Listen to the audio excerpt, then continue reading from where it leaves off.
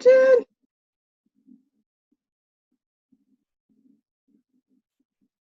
Hi, can you hear me? Let's see.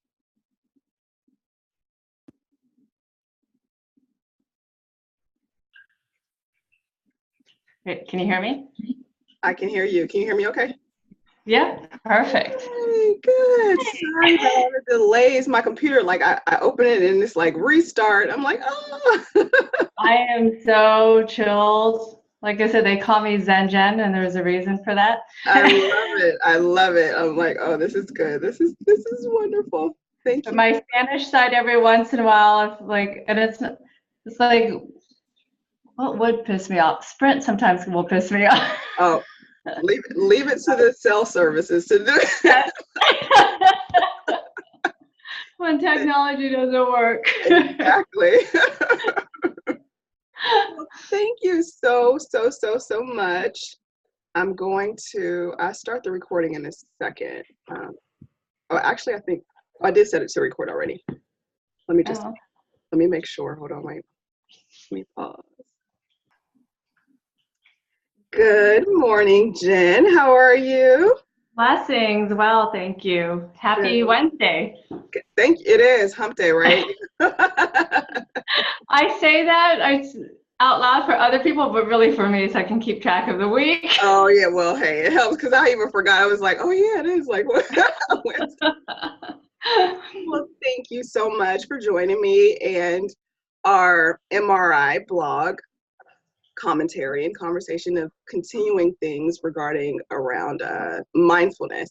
And I am truly excited because we met during the Women Speak International Festival, and your energy and your presence was such a gravitational pull.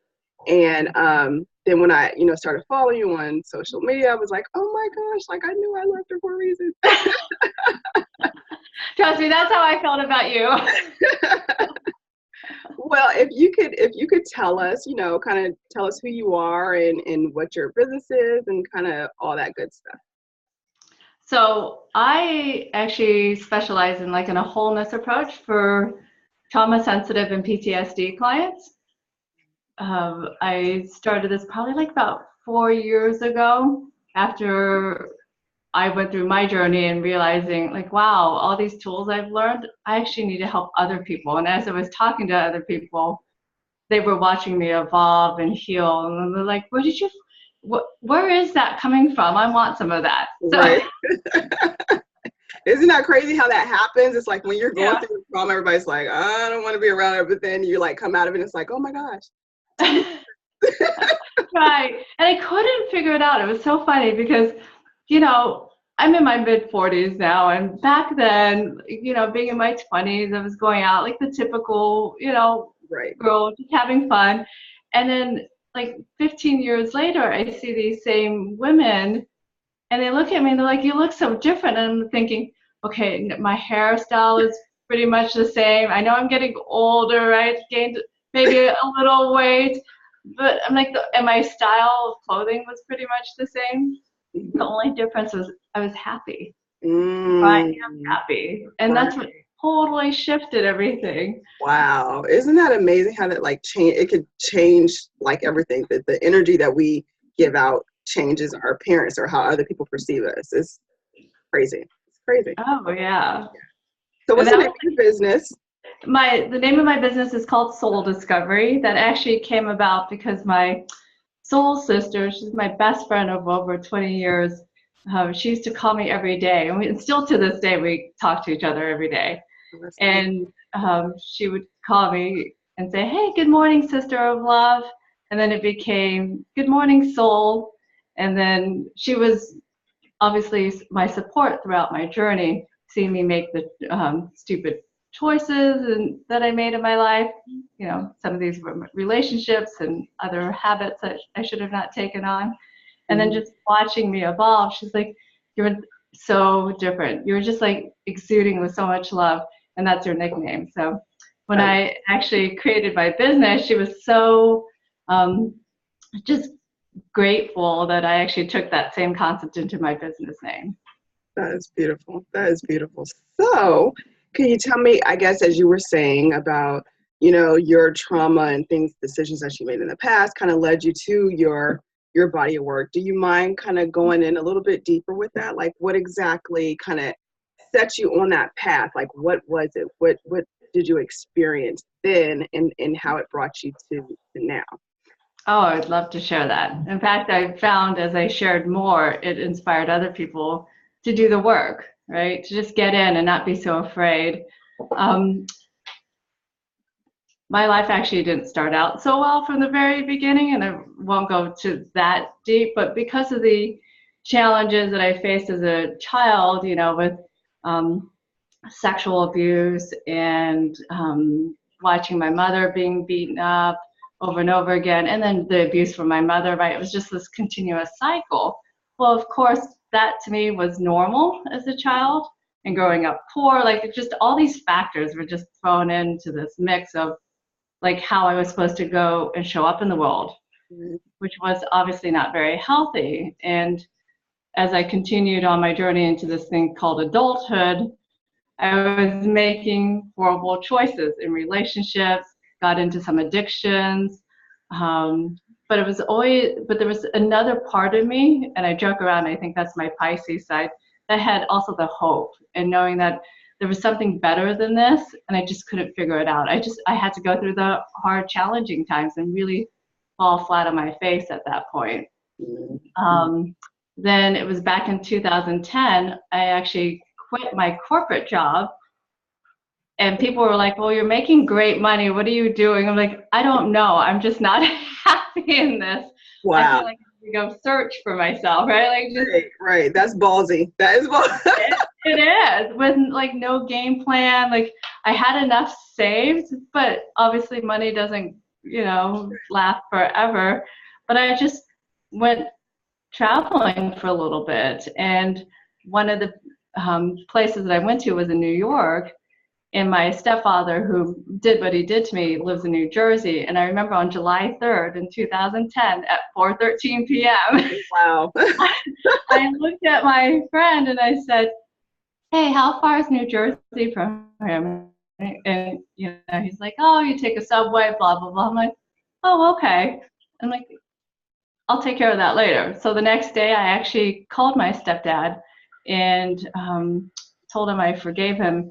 And he has been reaching out to me for years, and I wouldn't have nothing to do with this man. Wow. Yeah. Wow. He literally fell. Yeah, it was huge. I was shaking. I had no idea it was time for me. Right. How did you feel like how did you know? Was it just something that just always was there? Like, I know that this is this broken part of me and I have to kind of get to the root of it, or like how, because a lot of people don't understand the connection of, the start of a trauma and then how to resolve it with forgiveness. So how did that connect for you? That is crazy amazing. I'm getting chills as you're like saying this, as I'm remembering that time frame. Like I said, he was reaching out to me throughout all these years. And during that time, as he was reaching out to me, I'm like, oh no, I'm fine. Like, and here I am saying that, drinking and crying. Oh. But then when I did my travels and just like literally was having these God experiences, and there must have been like a voice, an angel, something that just said, it's time. And when I had called, I mean, he knew it was me, which was odd. Wow. It doesn't have the right alignment. Like, yeah. It's like, it's time. It's time. It's crazy. And I listened to that. Like, I just listened to it was time to let go, right? Let go of the suffering, let go of the story. And I just trusted. And I had no expectations of what it was supposed to look like. I just needed to speak my voice. Right. It was huge. And so when I spoke to him, he says, I'm a monster. And he's a strong, devout Catholic man and was going to church every day. And I said, no, you actually were my greatest teacher. Wow. Wow. And so that was the starting of my spiritual journey. And it was interesting because I thought it was him that was holding me back. And as I was going through my journey, I was like forgiving my abusive relationships. Like one of them I had to put away for a while because, he'd gone too far, obviously. So I had legal help to put him away. And then, just mimicked relationships like that, obviously. Right. And then it came to full circle. I'm like, oh my gosh, it was my mother through it all that I'm having challenges with. And I still work through those. I mean, Right. Going through this spiritual journey doesn't mean like everything's like so perfect and now you're like walking on rainbows and, Right. butterflies are around you all the time. We wish, right? We wish. Yeah. I mean, every day is a new process, right? But now you have the tools and you have the kindness and the compassion to get through those difficult times. Wow. Oh, you are amazing. So I assume with all of that, staying on the continuous path, right? You have a daily practice. Do you have a daily practice? And what exactly does that consist of? Well, just because we're humans, right? We're spiritual beings living a human experience. We do the best that we can. Right. And, I think people like are so hard on themselves because when they're like, I didn't do these in my daily practice. It's like, it's okay. You don't have to do everything. Just do what it's called to. On my perfect day, I always wake up early. I have my tea. I do some reading. Meditation's huge for me. In fact, it's totally saved my life. That would be one of my catalysts because I was so caught up in these thoughts that it was actually my worst enemy in that. And the mind is the most powerful playground. And when you can learn how to play it in a healthier way, it changes your whole perspective on everything. Wow. So meditation was huge. And then journaling, right? And just like really changing all these thought processes that are going on in your head, especially coming from such a damaged family. That I had to rewire everything. Yes, the rewiring is some of the hardest things sometimes. Is because people think, it's just like riding around in a car. You think like, oh, it's broke, you can just kind of just patch it up and just keep moving. But if it's broke, like you got to get in there and you got to redo some stuff in order to run right. You know what I mean? It's like you just can't keep just trying to push it along and think, no, and that it's hard work. It's hard work, but it is definitely worth it. At least that's what I've found. It's worth it, So with part of your practicing, I think you have right now, I think is mindfulness yoga that you have right now. Could you kind of explain that and then kind of help people understand that, for the person who's like, oh, I don't do yoga, I can't, like how can they still take advantage of something like the mindfulness yoga practice? I love that question. You know what the reality is? What you believe, you perceive, right? It's all in the mind. I'm not asking you to do headstands. If you can breathe, then you can do this. In fact, mindfulness yoga isn't just in the asanas or in the postures. It really is all about how you're in the present moments of your emotions, your experiences, and these are good and bad experiences, right? They're there to help you evolve. Your interactions with other people, and so that you're in a place of being non-judgmental and just seeing it for what it is and experiencing it through you and around you at all times. And the breath is like the most beautiful thing. To me, it's like the breath is the catalyst for the soul. It's to help you get through just everything. In fact, the breath mimics your state of emotions. And we don't realize, like, we have the power to change. Explain that just a little bit more. That was like, whoa. So go a little deeper in that. Like, what do you mean by that when you say, your breath kind of mimics emotion? What exactly do you mean by that? So if you really tap into your body, you'll notice when you're in that place of angst, your heart beats faster, your voice is higher, right? You're probably shaking, right? That's the typical anxiety, feelings. And you can actually control that through the power of the breath. And the old saying, like, oh, just our moms would say this, right? Our friends, just take a few deep breaths. And you're like, oh, whatever, that doesn't work. It really does work.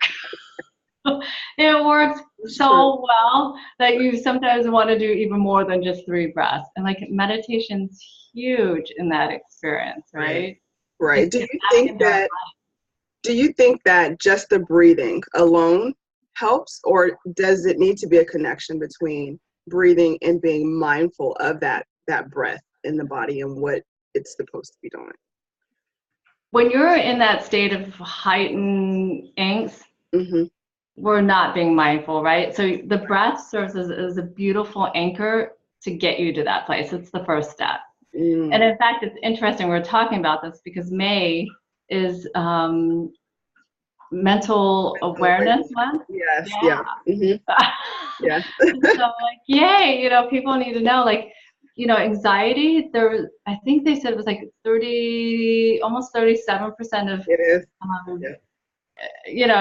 cases out there can be worked with using just our own bodies. Our bodies are such spectacular healing mechanisms that we forget to honor that.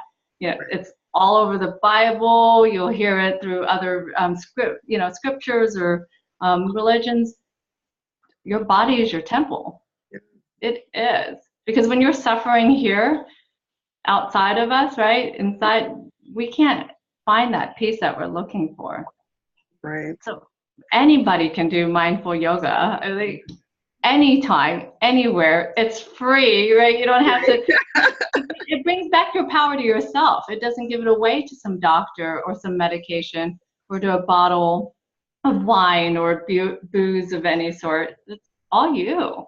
Yes. Yes. It's so funny because when you get into that habit of doing, your practicing of meditation or any kind of, I feel like any kind of mindful practice that like centers you and grounds you, and the feeling that you get when you are used to doing that on a routine, you begin to feel, it's like that euphoric, it is better than like a numbing of alcohol, or how you think like when you go out, you're like, oh yeah, Right. like it's like you get to the point where you're like, oh my gosh, I don't even want to drink because I want to stay like in this space. It feels so much better than to like numb it out. It just feels so good, It totally does. And you're not waking up with like feeling horrible the next day, right? I remember those days.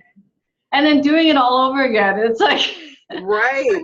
To a point where you're like, you got to get control back of your life. Exactly. And I know with myself, I noticed that it's like, you notice it's just crazy how the mindfulness practice like kind of translates into everything. And then I even found like, with the drinking and the numbing, it's like I realized that I was doing it for different reasons. It was to numb out, to not feel, so that I could enjoy, an environment, or so to get rid of nerves so that I could talk to people or whatever. And then once I got centered and realized, being mindful of that, it's like, oh, now I can, have my glass of wine or, go out and have a drink. And it's for the enjoyment of it and not like numb anything out, and it's a huge difference. It totally is. And you're being fully present, right? Yeah. Whereas in the other way, you're not. You don't even want to be there. You don't want to feel anything. The reality is, in order for us to heal, we got to feel. Right. Exactly. It's absolute.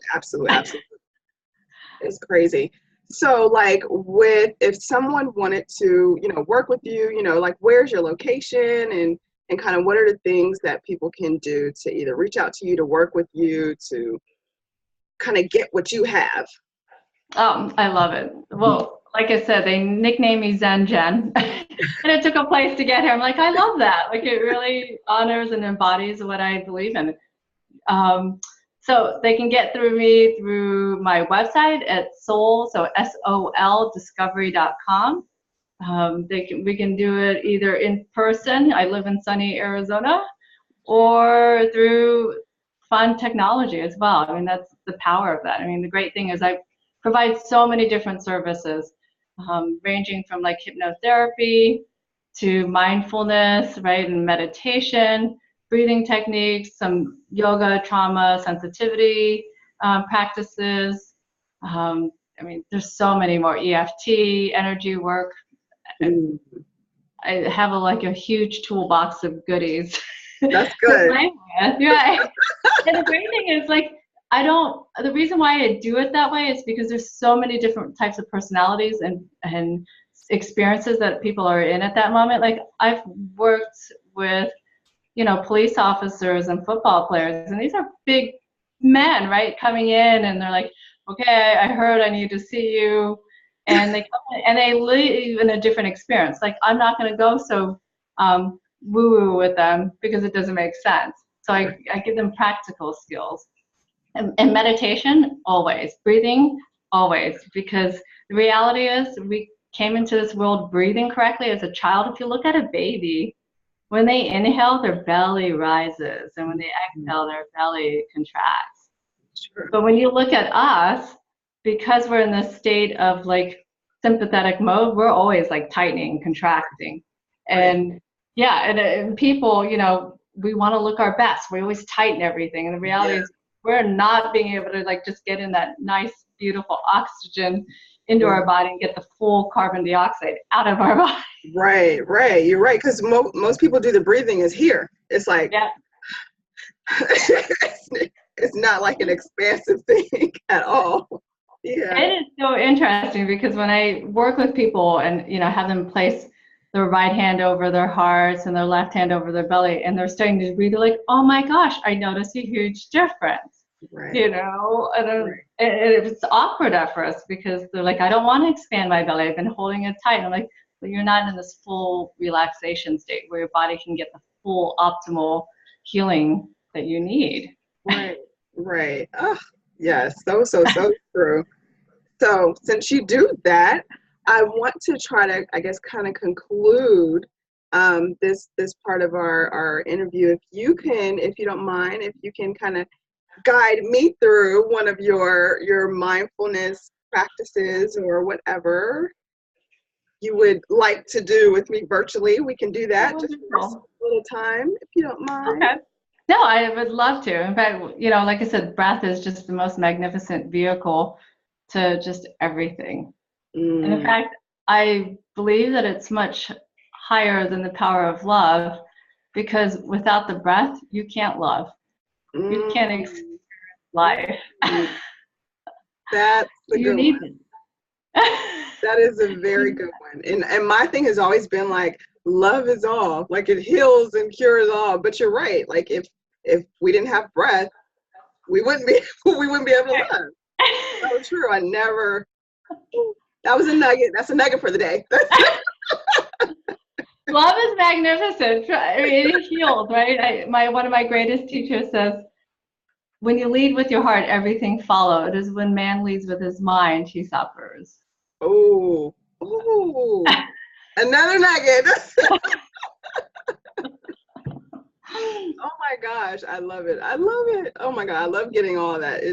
I love it. Perfect. It feels good because it's the truth of who we are, and people forget that, Mm-hmm. Yes, absolutely. Yeah. So I'm ready whenever you are with the. I'll just take you through just a simple meditation experience. I'm going to go ahead and have you either with your eyes closed or soft gaze downward. Good, and just be present. Just allowing the natural flow of the breath.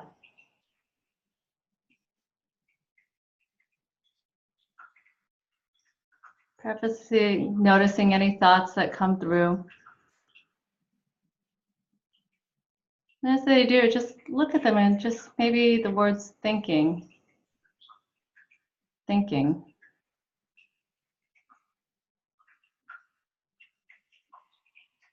And feeling the feet connected to Mother Earth. All four corners.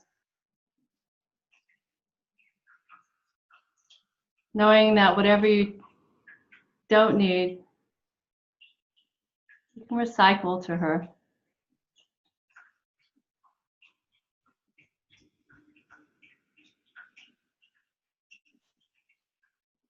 And as you're breathing, noticing the expansion of your belly as you inhale. And the contraction as you exhale.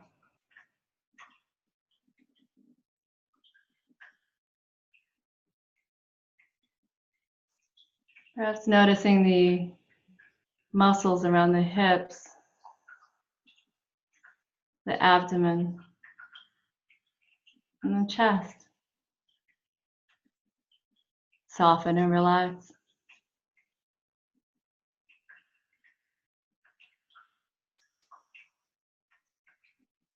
Tension melting away from the shoulders.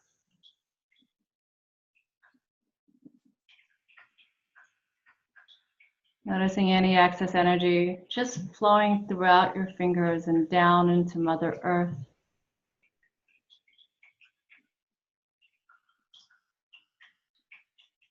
She takes all those stress and the worries away from you, letting you know that you'll be okay. Just like the beautiful role of a mother.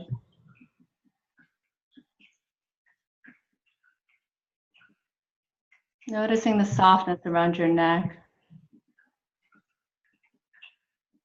Tension releasing from the jaws.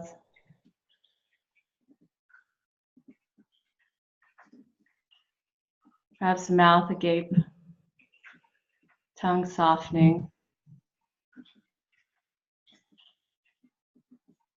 The intention melting away from your temples and your forehead. As you breathe in, you breathe in.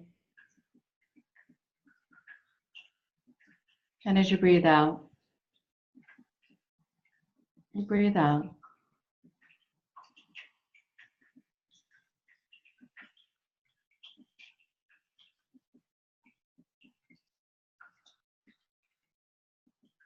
And sending all your desires, your hopes, and your dreams, noticing that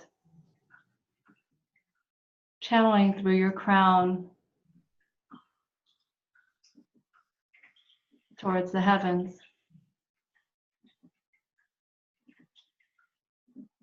Knowing that Spirit, Divine, God, Universe, whomever you connect with,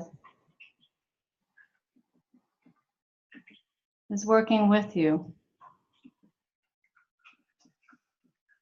for you.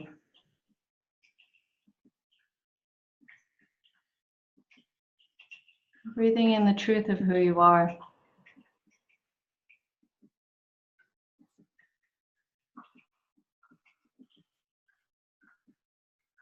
And noticing the love and the energy, the connection that you desire, expanding from your heart in front of you and all around you.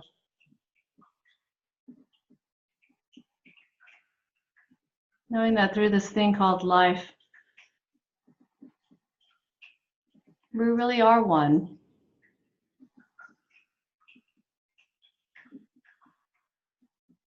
That ultimately we are doing the best that we can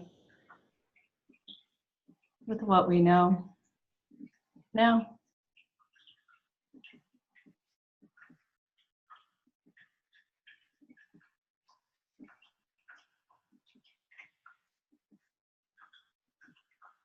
Breathing in,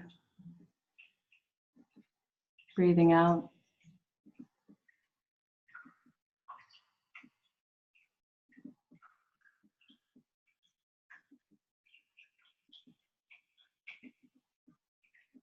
And taking a deep breath in. Audible exhale out. Again, take another deep breath in. Audible exhale out. So it is for the mind and body. Take another deep breath in. Audible exhale out. And so it is for the spirit. And when you're ready, allow your eyes to be soft receptors of light.